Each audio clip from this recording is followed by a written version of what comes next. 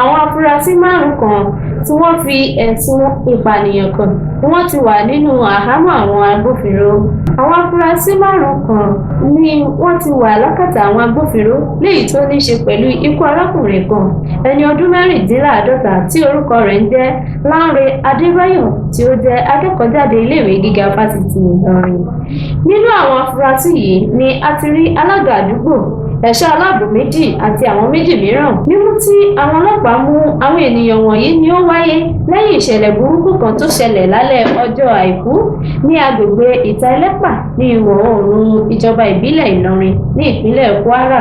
Adébáyọ̀ ni wọ́n sọ wípé ó ní aáwọ̀ pẹ̀lú àwọn ẹ̀ṣọ́ aláàbò nígbà tí ó ń padà sí ilé rẹ̀, tí ẹ̀rí sì fi ìdí rẹ̀ múlẹ̀ pé arákùnrin yìí ni wọ́n gba ẹ̀mí rẹ̀ pẹ̀lú àdá ní nǹkan bíi aago 10 alẹ́. Àwọn afurasí yìí ni àwọn ọlọ́pàá mú ní ọjọ́ Ìṣẹ́gun tí wọ́n sì ti gbé wọn lọ sí ilé iṣẹ́ ìwádìí ọ̀daràn ti ìpínlẹ̀ Kwara ní Ọjọ́rú.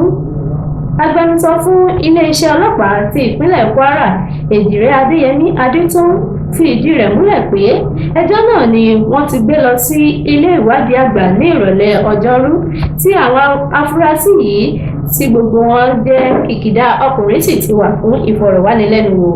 Ó ní ìwádìí sì ń lọ lọ́wọ́lọ́wọ́ tí àwọn yóò sì rí i dájú pé àwọn fi tó àwọn oníròyìn létí ní ìgbà tí ọ̀rọ̀ náà bá ti ní ìyanjú.